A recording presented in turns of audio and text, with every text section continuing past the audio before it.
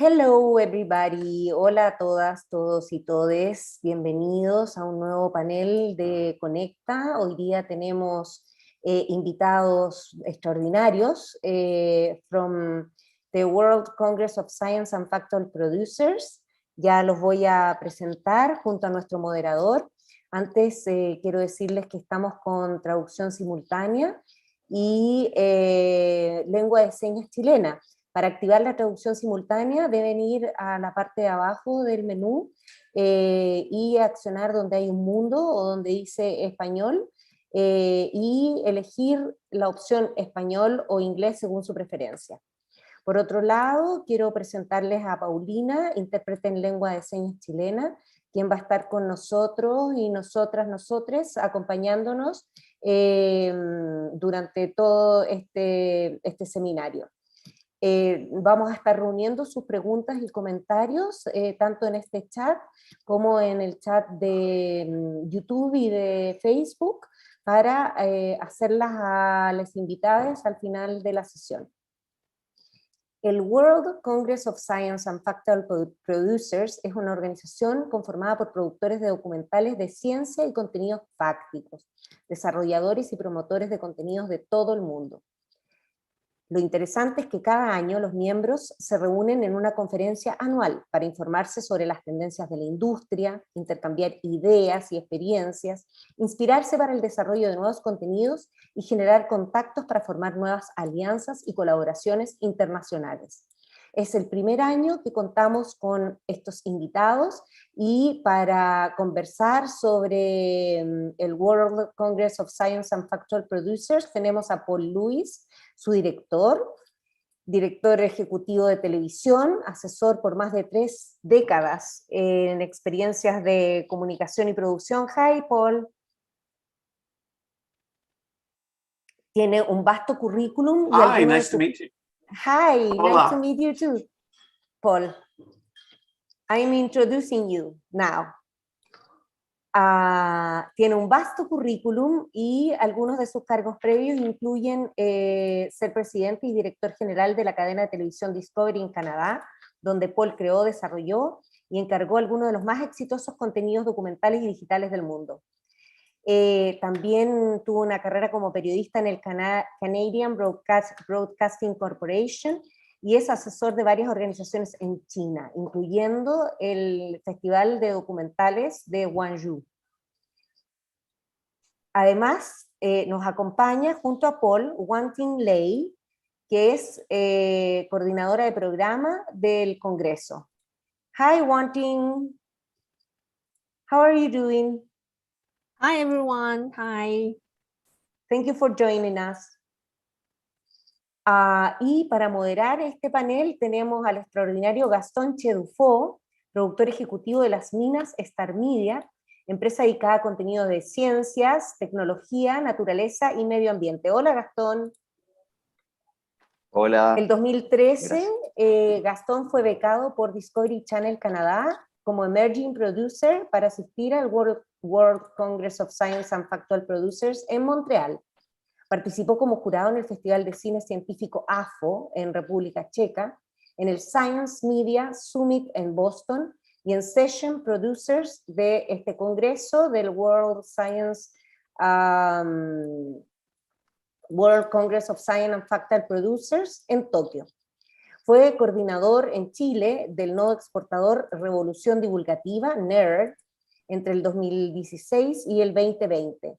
E integró el directorio de la APST entre el 2018 y el 2020 y es miembro de la Academia de Cine de Chile. Así que tenemos una gran conversación por delante, guiada por estos fantásticos invitados, que esperamos que los hagan participar con mucho entusiasmo en esta conversación también, con sus dudas y comentarios. Los dejo para que puedan iniciar el panel. Muchas gracias a todos, todas y todes por su tiempo y por estar aquí con nosotros. Hola, bueno, gracias Paula. Bye. Vamos a dar comienzo a este extraordinario panel. Primero, bueno, ya Paula presentó a nuestros invitados, a mí me toca el rol de moderador.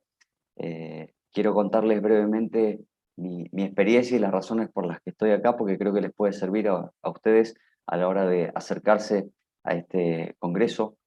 En la época que estaba Paul en Discovery Canada, yo resulté adjudicatario de una de las becas de Emerging Producer para asistir al congreso en Canadá. Ahí conocí el congreso y inició para mí una etapa profesional muy interesante, y para mi productora una etapa también muy productiva y muy redituable en términos de exportación de nuestros contenidos.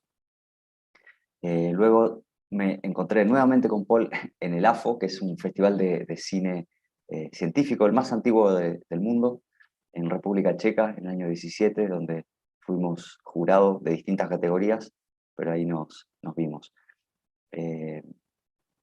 En el año 19, el último congreso que se hizo 100% presencial fue en Tokio, y una delegación de chilenos participamos allí como delegación representativa del país, y en esa ocasión me tocó producir una sesión. En relación a estas sesiones, lo que les quería comentar, y que puede resultar un poco novedoso para nosotros, para las realidades con las que nos manejamos en nuestra industria, este es un congreso que no es un festival, tampoco es un mercado en el sentido estricto como los entendemos. Es una instancia colectiva, colaborativa y muy participativa, donde sí se pueden hacer negocios y uno puede tener reuniones one-to-one y iniciar un camino de coproducción o de distribución, y al igual que un mercado, pero también es un lugar muy interesante al cual uno puede asistir a la punta de lanza, a la vanguardia de los formatos y contenidos que se van a estar viendo en los próximos años. En ese sentido, es sumamente interesante. No es un festival, no es para ir a ver películas. Hace un par de años incorporaron los Buzzies Awards, que después quiero que Paul nos comente, porque también es una instancia competitiva. Pero bueno, no les quiero robar más la palabra. Quiero que Paul nos cuente por qué Smart Content Matters. Thank you, Gaston. Thank you, Paul. Maybe before I get into that, Gaston, I'll just say, like you, the Science Congress was the very first event that I ever attended, international event that I attended. I was terrified, afraid to speak to anybody, but you know, it was in Paris. And I recall that within a couple of hours of attending, I was actually asked to come on stage and participate in a panel discussion. I think it's a very open, very friendly group of people. And everything that I've learned, most of what I've learned actually is about the way the world works, the way the industry works, the way international co-productions work. Is through Congress as a delegate for many, many years. And I owed so much to Congress, learning and meeting people, and literally, you know, the documentary, the factual industry on this planet is quite small, really, when you get to know it. This is only, you know, maybe a couple thousand people. And so I can honestly say I know most of the people on the planet involved in Factual, and I do know that through meeting them at Congress. It's a very valuable place to go, and I decided at this stage of my career, it was time to give back, and that's why I'm now the conference director, because Congress gave me so much throughout my career that it was time for me to come back to it. So as you say, Congress is very unique. I go to a lot of events internationally, or at least I did before the pandemic. And nothing's quite like Congress in terms of what we talk about and how we talk about it, and the general kind of informal, casual, friendly atmosphere. Content is really important. This is a place to come every year to kind of recharge your batteries. You know, I don't know about you, but at the end of the year, I'm feeling exhausted, tired. My creative juices are all gone. I'm looking forward to the holidays and the new year and a refresh. And what a great time of the year to just kind of forget about the daily grind and you know, coming into work every day and figuring out how I'm going to make money and what my next project is.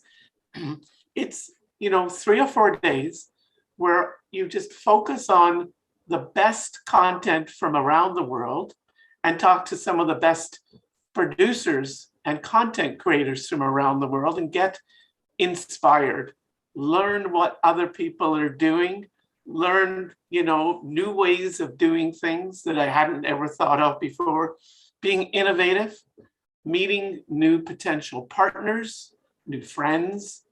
And we do this through our content, and we do this through our social events, which are really, really important. The coffee breaks, the evening dinners, the lunches. These are, you know, the best ways to meet people, new collaborators, is often over a coffee, a drink of alcohol, or a meal. And so these are just as important to us. We focus on science, nature, natural history, and factual, other types of factual, like true crime, for example. Those are, so we're very specific. And that's what makes us unique. What also makes us unique is that we, when there isn't a pandemic, and hopefully next year, we are in a different city every year. And that allows us to learn about a different region that we may not know about before. We learn it firsthand by being there and talking to our hosts and the local producers. And also by becoming a delegate at our Congress, you're a member.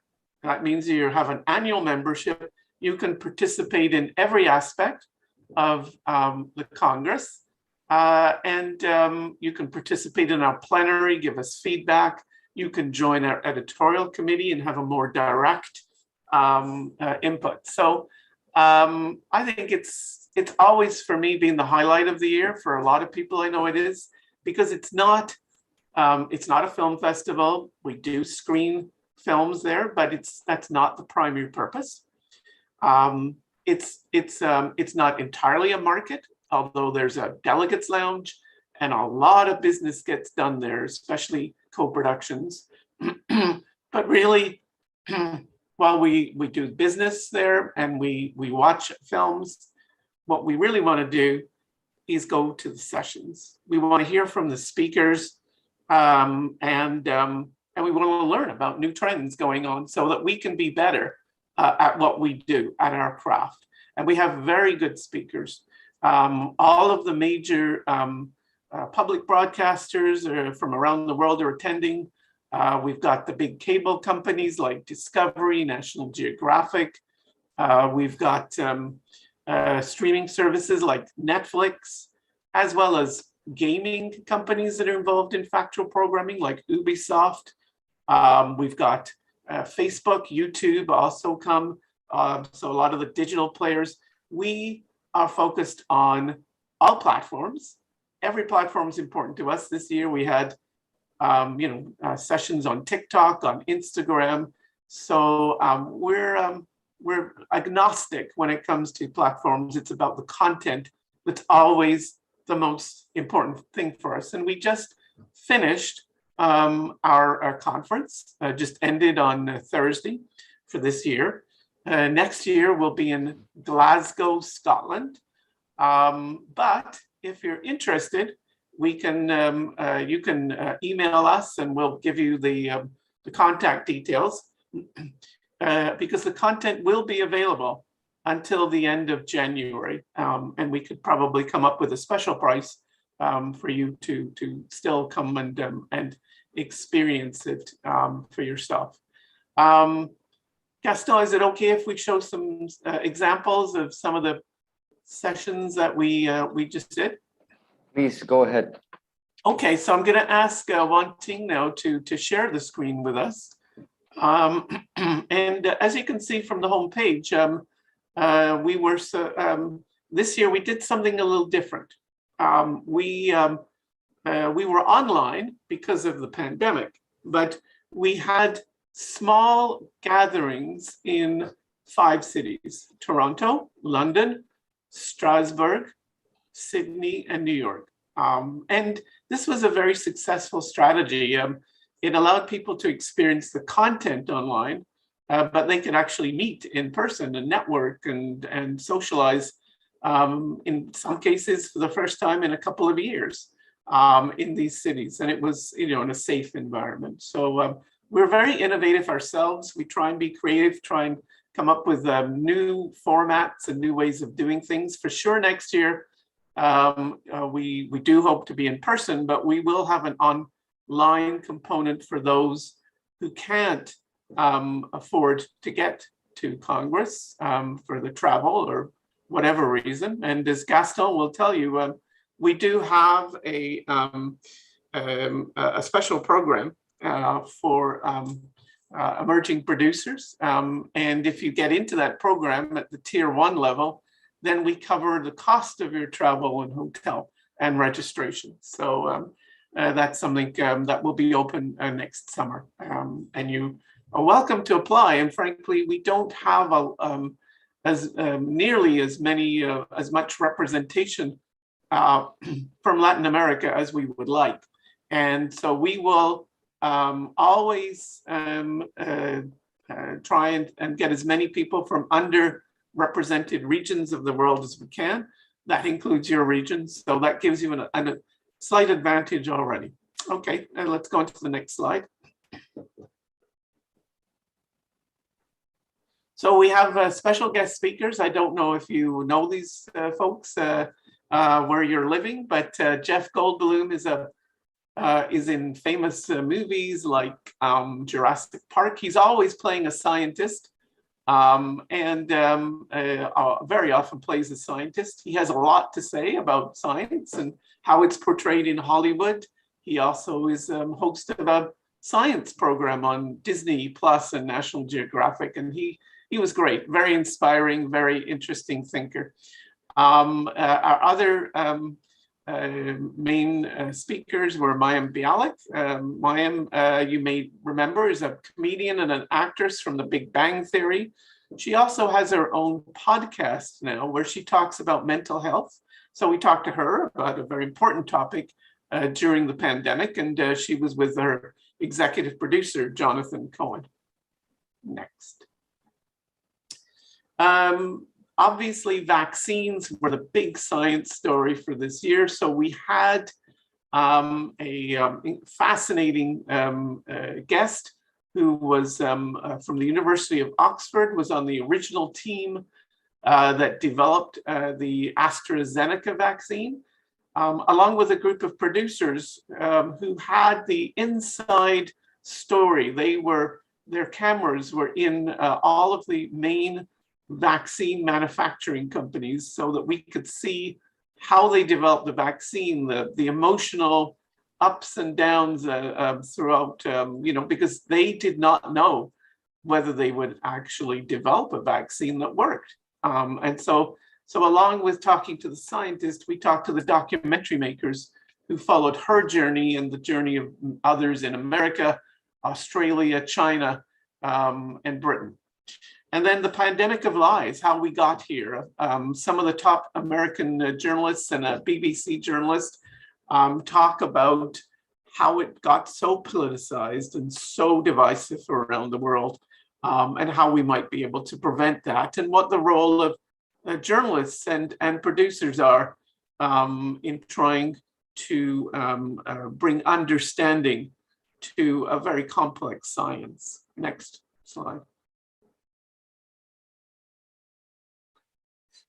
We also, PBS, the public broadcasting system in the United States, did a series on Muhammad Ali, that was a fantastic history project. And history is definitely one of the genres. It's important to us. So we had the producers of the series on to talk about how they made it, as well as the daughter of Muhammad Ali, who also spoke about her involvement in the film and her memories of her father. It was a fascinating discussion. Next. What's the Buzz? What's the Buzz is our opening session. It's 90 minutes long. And in 90 minutes, you get to see clips arranged in order of trends and themes from around the world. The top science programs, natural history programs. One team puts this together. It's a labor of love. It takes almost the entire year, but you really get a great sense of what's going on all over the world and what people are talking about. The show did go on, was a session with many producers from all around the world, including Gaston. I believe you were in this, weren't you? Maybe. He was there in spirit. I was a collaborator. Actually, it was Maite Alberdi who joined that session. Right. Produced by Steve. Yeah, but the idea was, despite the pandemic, despite the travel restrictions and the social distancing, we managed to put on the air this year around the world hundreds of hours of documentaries and factual programs. How did we do that? People were creative and people were innovative, and we kind of explored that and how it was done, as well as even launch networks in the midst of a pandemic, which was quite incredible. Next slide. What's distribution ever done for us? So these are some of the more practical things. Talking about distribution is a very important issue for our producers and a very important source of financing. So we talked about that. We also had a fun session where we put reality television, which people either love it or they hate it. We put it on trial, and we had witnesses and lawyers representing both sides of the argument, whether we should continue with reality programming or not. It's often considered sort of the less quality type of factual content, but is it? And it was a great discussion. Next slide. The octopus in the room was about a trend in natural history, which is fascinating. There's certainly lots of big budget, blue chip documentaries, but if you're not the BBC or you're not Disney or Netflix, these programs or Discovery can be hard to make.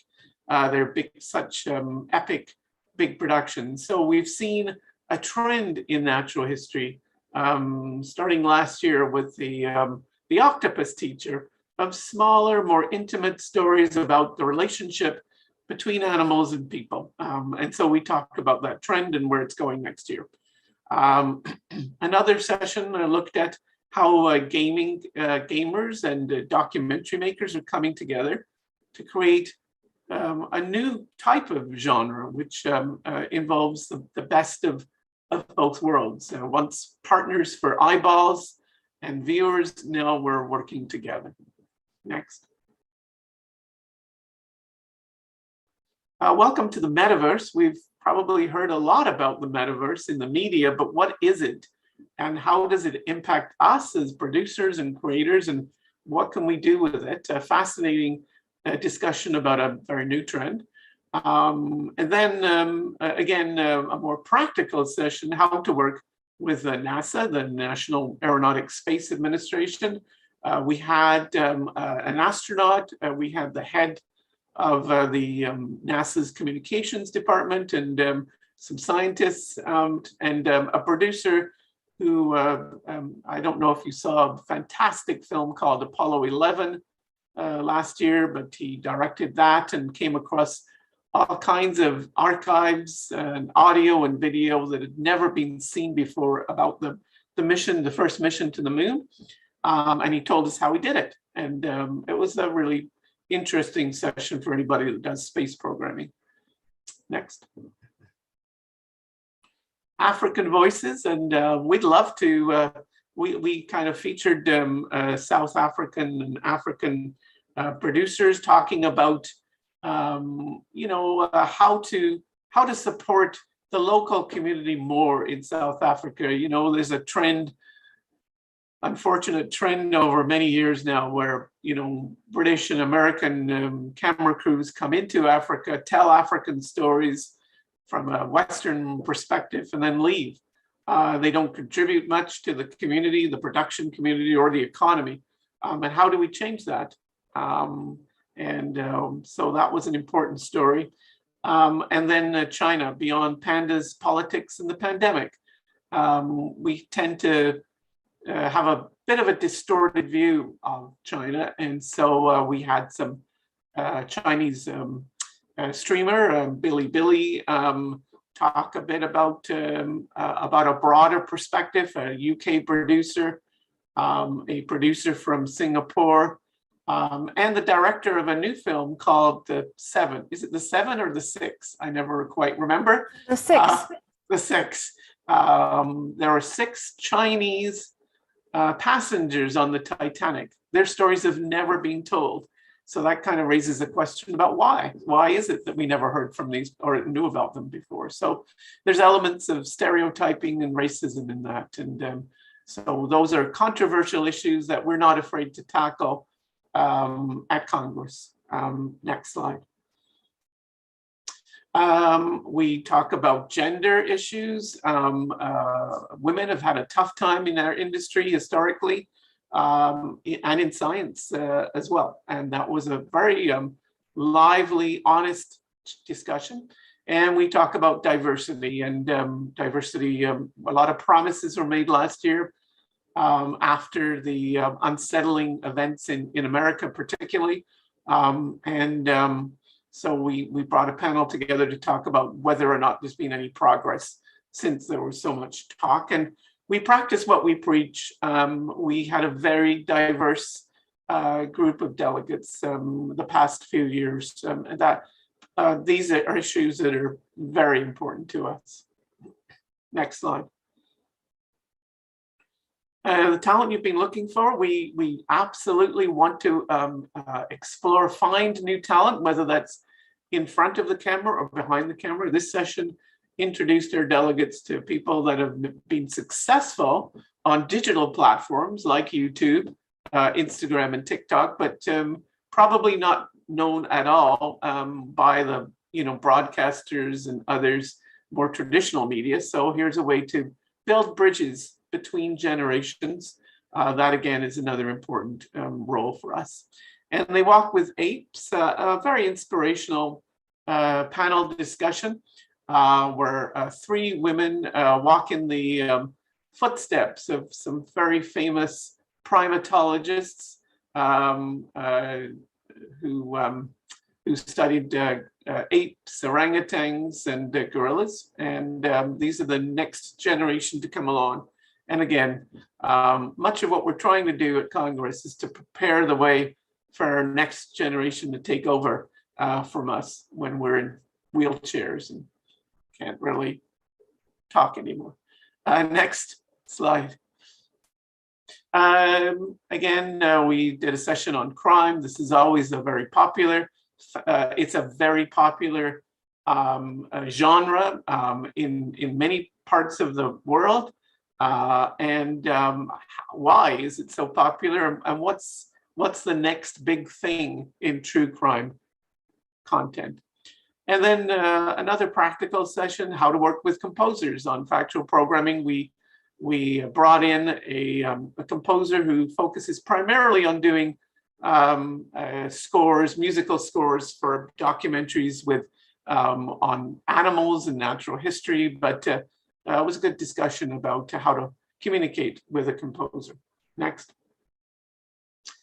Speed dating, this for producers, this is a great opportunity to pitch your project. You have, I think, about 7 minutes and you sign up for this, and we match you up with somebody who might be interested in your project, and you have the opportunity, a one-on-one with a decision maker. The Idea Salon is an opportunity for scientists to meet directly with producers, tell them about the latest kind of cutting edge science that they're working on, or and an opportunity to get some new ideas going, and for, again, bridging the gap between scientists and science communicators. Next. Emerging Producers Program, we've talked about this. These were the lucky winners this year. We have 2 tiers, as I mentioned. We'll reintroduce this again next year. In one case, we pay for registration only, but that covers many of your meals, social events, all the content. That's tier 2. But then there in tier 1, we usually have about 6 or 7 people in tier 1 that we select, and we cover their travel to the event, the hotel for 3 or 4 nights, and registration. Next. That's it. That's all the slides, but you can also talk about the Buzzies Award. Yes. So thank you, Monting. You can jump in here too, since you produce it. But we've introduced an award program last year called the Buzzies. We try and screen all of the winning or the nominated programs in our screening room at Congress. There are various categories, long form and short form for science, history, natural history, and multi-platform, most innovative. Environment's very important to us, so we have a green impact of the year. That could be either a program or an initiative that a production company has made that's greening their productions. Best host, emerging producer of the year, diversity, leadership, mentor, and lifetime achievement award. So we acknowledge in our Buzzies programs and people. I don't know, one thing, if I missed anything with the Buzzies. Yeah, we have a very wonderful list of nominees. We don't really do winners, right? We have nominees, and we have a Buzzies screening room. So once you submit your program, that means we can put your program online, and all the delegates join the conference can watch your program, and that will eventually lead to more conversation. Great. Yeah. So I think that gives you a bit of an overview, and happy to have a more of a discussion about that and answer any questions later.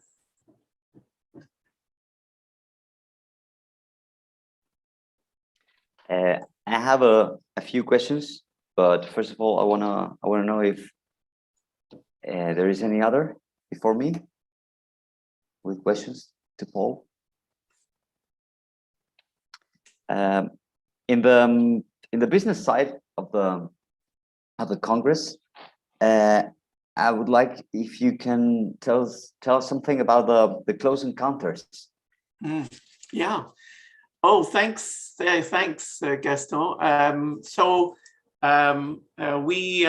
We have many of our decision makers have a half-hour session with our delegates, and during that they talk about how to pitch them, what they're looking for, the specifics of how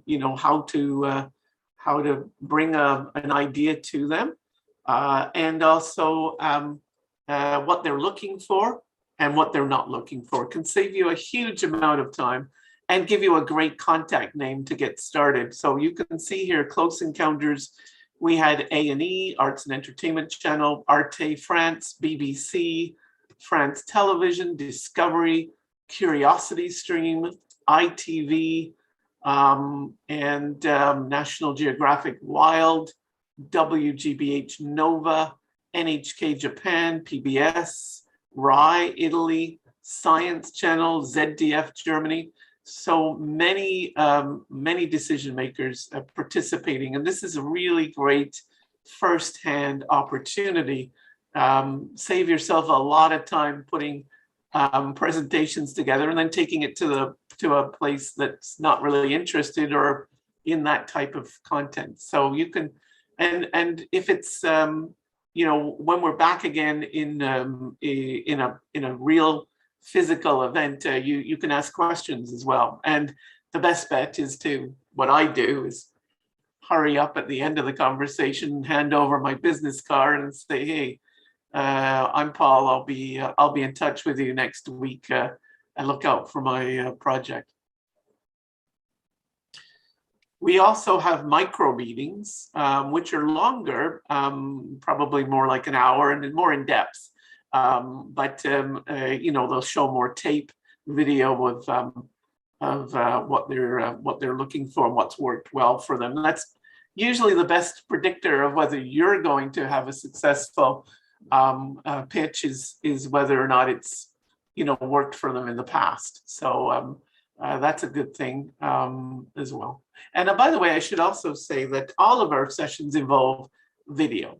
These are not boring, you know, lectures. We want them to be interactive. So even online, you can chat and talk about what you're seeing, and there's an opportunity to ask questions.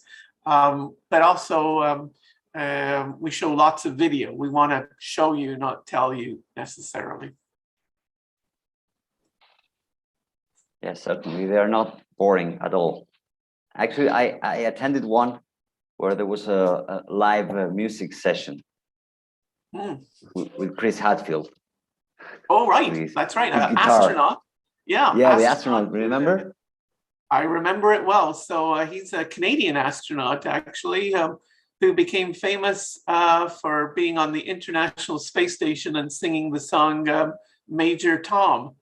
And so he played guitar and sang. We try new things, you know, like the trial that I talked about earlier, just to have some fun. And also, you know, we actually swear quite a lot. We have good, honest discussions. I've seen some, you know, not physical fights break out, but certainly some, you know, verbal arguments, and that's okay. We're all friends, and we feel comfortable enough with each other to be able to have good, lively debates, and that's always a good learning experience. Now, speaking of the sessions, can the members propose new sessions? How about how these sessions come out? Where the idea comes from? Well, actually, all the ideas come from Wanting. She's a genius. She creates at least 100 sessions by January the 1st. No, actually, that's not the case. Although she did come up with some really good ones. So the ideas come from many places. We have an editorial committee, as I mentioned, that tries to be representative both regionally in terms of gender, in terms of generational, and platforms. So ideas come from there, but a lot of ideas come from our delegates. And if you pitch an idea and you want to produce it, we're very open to that. We'll kind of give you a little bit of training and experience on how to do that. In general, we're looking for session producers, ideas, moderators, and speakers. So our panels usually have 3, 4, 5 speakers. So it's up to the producers to come up with the speakers, pre-interview them, make sure that they bring some videotape with them or audio visual, and basically produce the session. It's fun. What I think people really love about coming up with the ideas and then producing them is it's a great opportunity to really meet people that you might otherwise not have a chance to meet. So a producer might say, hey, you know what, really important for me to have the head of BBC Factual on our guest list, and everybody wants to be on a Congress panel. So if you call up a kind of big decision maker at a big network and ask them to speak about a project that's really important to them, they're most likely going to say yes. And what a great opportunity to have a one-on-one chat. And there's nothing wrong with saying, well, by the way, thanks for agreeing to be a session producer. By the way, I have this really cool idea. Can I talk to you about it? And that's that goes on a lot. I know I used to do it a lot when I was a delegate. So that's another benefit of coming up with ideas. So I think one thing, have you put our email addresses into the chat? I can do that now. Yeah, we'll do that so that you can contact us directly. I just want to remember to everyone that this session is being webcasted live on YouTube and Facebook Live. Oh, if I'd known that, I would never have agreed to it. So I'm just joking. So I don't know if there are any questions coming from those platforms. But in the meantime, I just want to underline that the Congress is a really, really good opportunity for producers in this part of the world.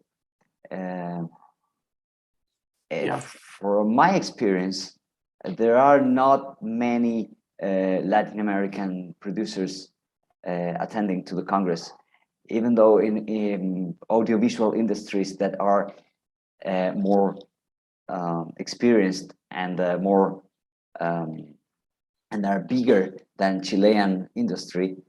But what I can say is that at least for 3 or 4 years, one emerging producer was from Chile from 2013 to 2017, I believe. And the only country that attended the Congress as a delegation was Chile in 2019. So my invitation is I want to encourage all our colleagues to join the Congress, to become delegates and members and participate.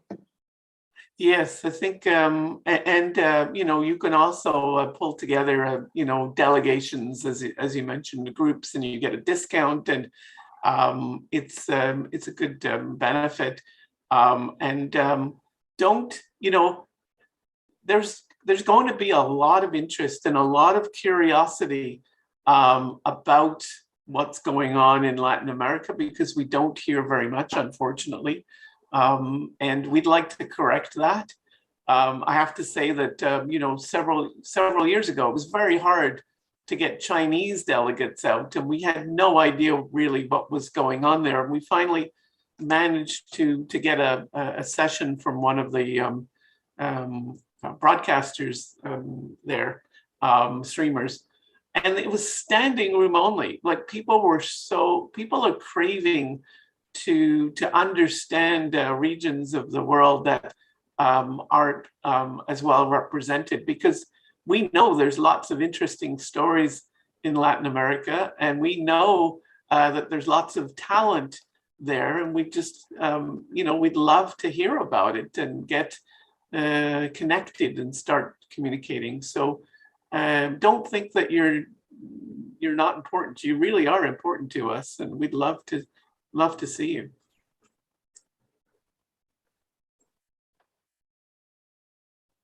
Poor Gaston has to represent hundreds of millions of people when he comes to Congress. He needs help. Yes. Well, it's not just me, but maybe it's because of I don't know if it's a cultural reason that when we face the documentary manufacturing in Latin America, we tend to focus on some other issues that are maybe more local, maybe more related to our South American, our third world heritage, and dealing with our scars in the past of, you know, dictatorships, human rights, and all kind of things that maybe are not part of this ecosystem of content and formats. So again, I want to encourage all our colleagues to, because we have a lot of science, a lot of nature. We live here in South America in a living laboratory with wonderful locations. So we have everything we need for, you know, amazing documentaries. And you know, when we talk about science, it's not stories about, you know, scientists in white lab coats in laboratories. We take a very broad view in a way that Discovery or National Geographic defines science, you know, with shows like Mythbusters, shows about construction projects, helicopters, you know, it's everything. It's dinosaurs, it's you know, cool stories where things blow up. You know, science is everywhere. It's in our living rooms. It's in every aspect of what we do. So you know, there's no reason why you know, there couldn't be some fantastic science programs. And as you say, Gaston, you've got such, well, you know, environment is such a hot issue right now, and you know, there's some obviously important and fascinating stories going on the continent, on your continent, about those issues, and you know, I'm sure it doesn't have to. It can be a little gem of a story, or it could be big and epic. In some ways, I totally identify. I'm, you know, live in Canada, and we've lived under the shadow of the Americans for many years, and we did, you know, nice, interesting little Canadian stories that were only of interest to Canadians because that's all our budgets would allow. We have a small population, so 40 million people. So we did shows, and you know, we would go down to America, and we would talk to the decision makers and tell them about our shows, and they would go, "Oh, that's really cute. You guys do really cute, interesting stories." But nobody in America is really going to be that interested in what's going on in Canada. And we start to believe that and kind of question ourselves. But then through markets like Congress and others, many others, we started to build up international connections, and that allowed us to build up our budgets and start to build expertise in CGI, which I know I've seen some amazing animation out of Latin America and other areas, you know, and the Canadian dollar is cheaper than the American dollar. We can do things for less.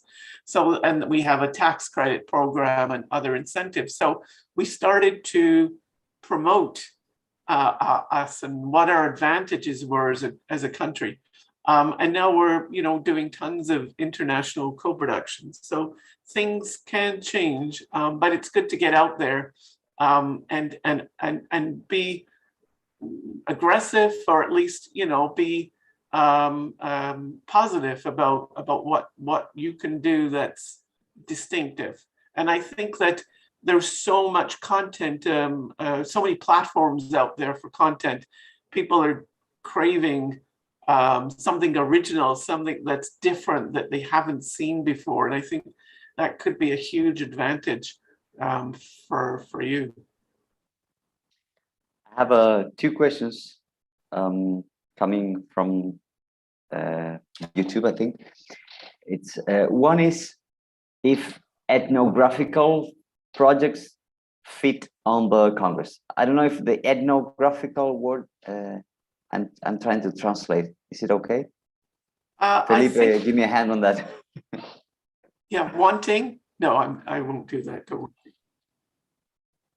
Yeah, yeah, I think, yeah, so definitely, as I desperately search for the word ethnographic, just to make sure that I've got it right, I think the answer is, yeah, people, cultures, customs.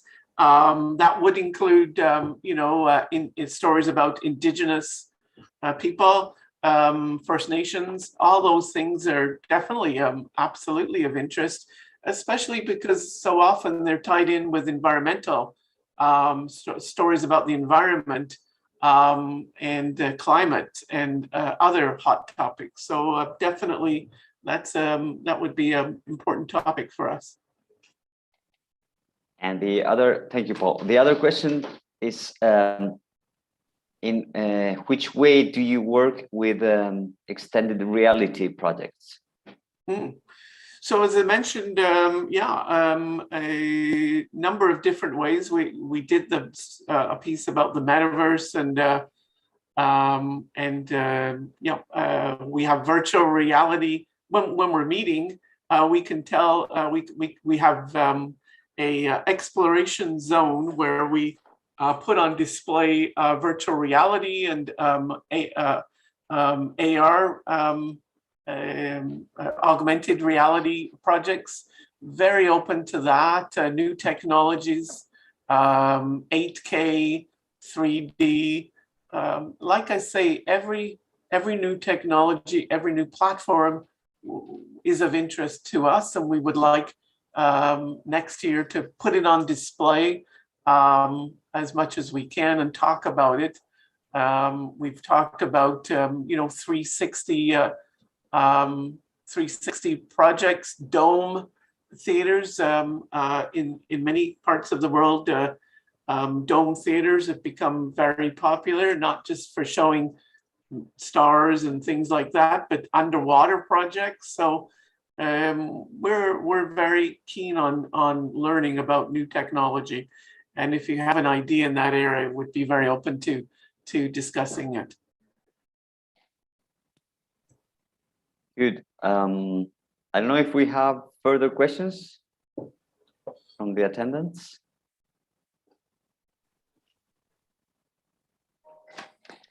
Yeah, I mean, I'd love to know. I have so many questions about the, you know, production community in the region. Is it? Can I ask a couple questions?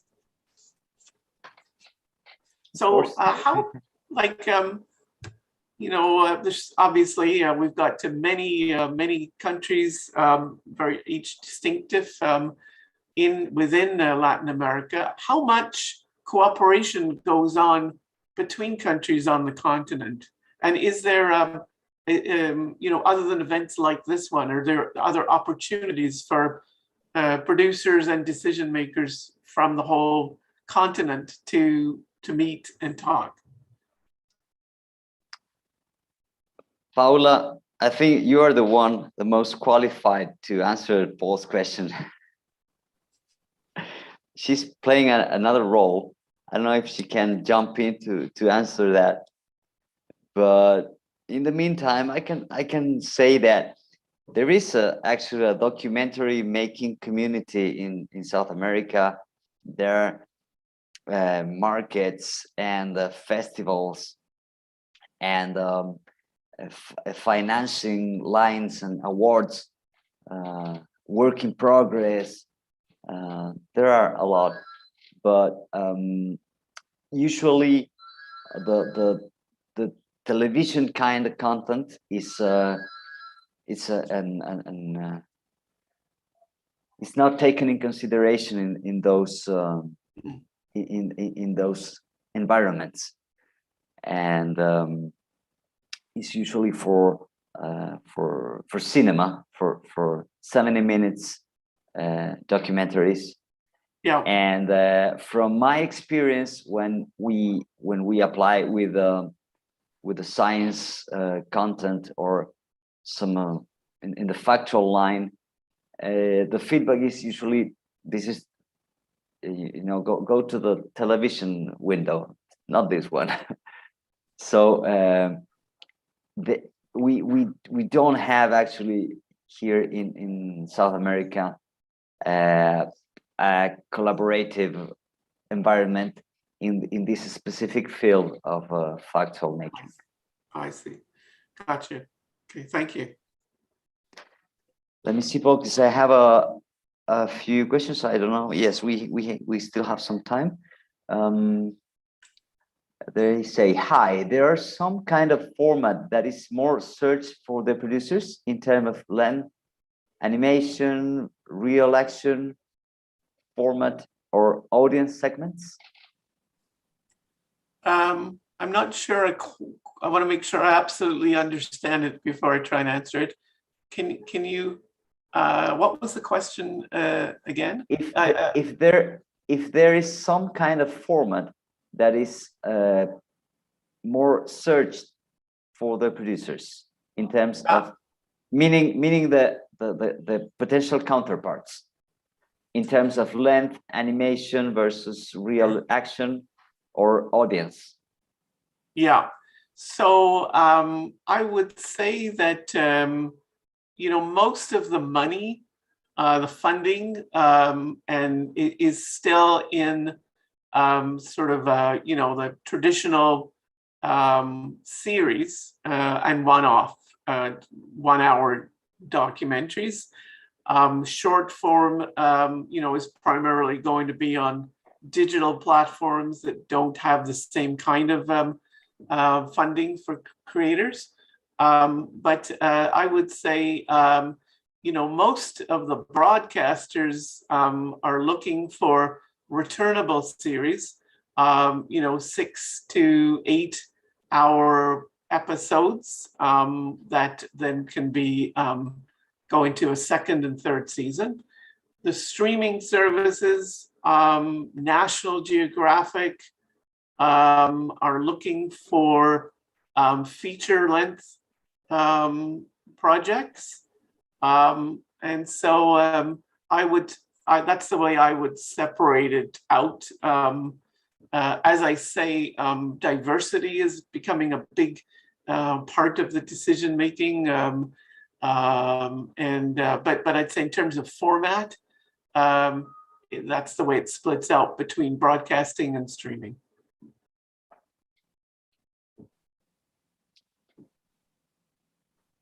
Thank you, Paul. Well, Paul, Gastón, respecto a la pregunta que hacía Paul en relación al desarrollo de contenidos científicos, yo diría, puedo hablar solo por Chile. Creo que en Chile tenemos una comunidad importante de realizadores que están trabajando en ese ámbito, en el ámbito de la ciencia, en el ámbito de la realidad extendida también. Hemos asistido con delegaciones numerosas de este tipo de producciones a, por ejemplo, Sunny Side of the Dog, y participado justamente un proyecto este año, participó en el pitch de Wildlife and Conservation. Entonces, cada vez en Chile al menos se está produciendo más contenido de carácter científico vinculado a la naturaleza. Tenemos varias empresas que se han ido especializando en eso. Así que creo que en ese aspecto estamos bien orientados. Lo que sí cuesta es encontrar plataformas para la distribución y la exhibición. Es decir, existe producción y producción de calidad, pero lo que más cuesta es la distribución. Así como también la coproducción, por ejemplo, con la televisión, es prácticamente inexistente en Chile. Sí, tal cual es como dice Paula, no es casual que de nuestra experiencia de haber asistido al Congreso y a otras instancias, Chile es el único país latinoamericano, o sudamericano al menos, que ha marcado presencia con ese tipo de contenidos. Y al menos en la experiencia de nuestra empresa, hemos licenciado contenidos a distintos territorios, a Francia, en Asia, en Estados Unidos. pero ninguna televisora de Latinoamérica ha tomado en licencia contenidos nuestros. Por eso, de momento, la comunidad de producción de Factual, de ciencia y naturaleza en Chile, estamos mirando hacia afuera, estamos mirando, digamos, hacia otro hemisferio, porque de momento no está muy desarrollado la coproducción o la adquisición de contenidos por networks latinoamericanos. I see, yes. And is there any sense that might change at all, or you don't think that that's going to shift anytime soon? Paula. Creo que el grave problema que tenemos en Chile es que la televisión pública no está involucrada, como por ejemplo en otros países como Colombia, Brasil o México, donde la televisión pública coproduce y adquiere contenidos. Eso no está pasando en Chile. Nosotros celebramos que existan países latinoamericanos donde eso ocurra, porque tenemos similitudes culturales y sociales con esos países, de manera que Chile está buscando siempre la coproducción o la adquisición por parte de esos canales.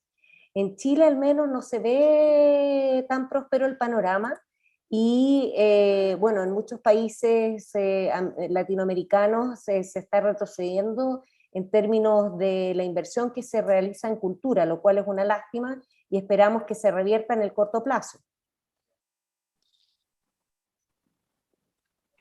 But Ahora, we're not too good, but we're Well, better than before, because we did not have a sí, national broadcaster a couple of years ago.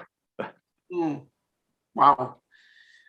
I see, yeah. So, well, I suppose the good news is that, I think there's something like 200 streaming services around the world now, and not, the Netflixes and the Amazons are very difficult. The Disney Pluses are very difficult to get through the door. But there are lots of new emerging platforms that are accessible, like Curiosity Stream, based out of Washington, D.C., where, they had programmers from Uruguay and probably is more sensitive to Latin American stories.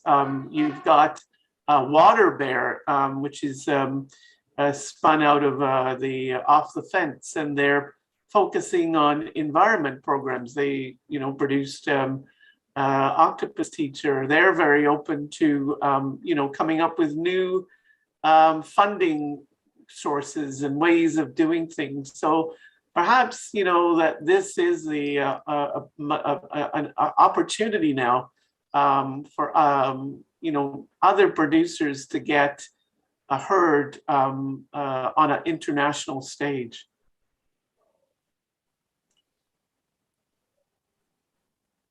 Yes, claro, indeed. existe mucho interés y el desarrollo de buenos contenidos de gran calidad. Entonces yo creo que en términos de las producciones latinoamericanas estamos aptos para la internacionalización de los contenidos. Ahora, Yes, actually, Gastón, hay una felicitación por acá. Cristian, no te lo he podido pasar todavía, pero Cristian Valle Celedón dice... Cristian Valle, acá lo veo. Sí, dale. Dice, está bueno lo de colaborar en Sudamérica. Nos encantaría apoyar la colaboración desde el sur de Sudamérica. No sé dónde estará Cristian. En Punta Arenas. En Magallanes, mira que saludos al extremo sur.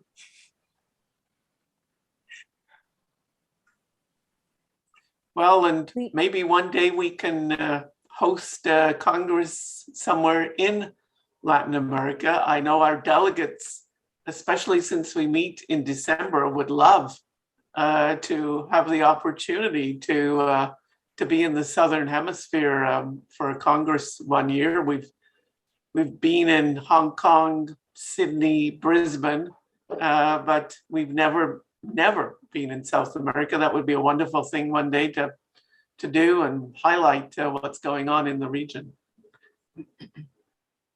Well, that's my dream, to bring the Congress to South America, and hopefully in Chile. We have to hook you with NTV, the new national broadcaster, because that's the gateway, you know, to bring the Congress here. Because I noticed that in every location every year, the big host is the big sponsor is the national broadcaster.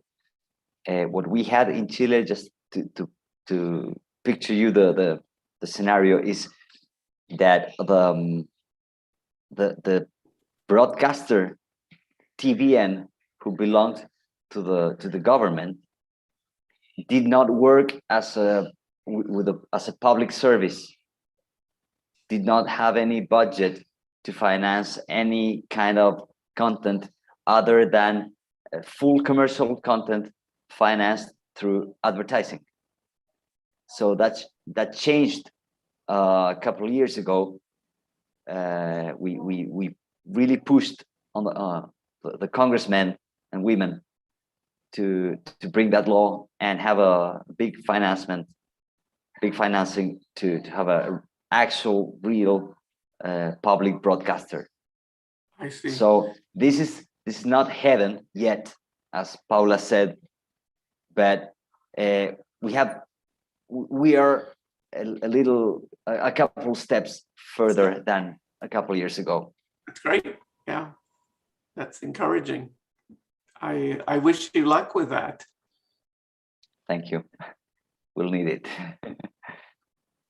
Okay, well, Paula and Connecta people, I don't know if we have any other questions from our participants in the other platforms.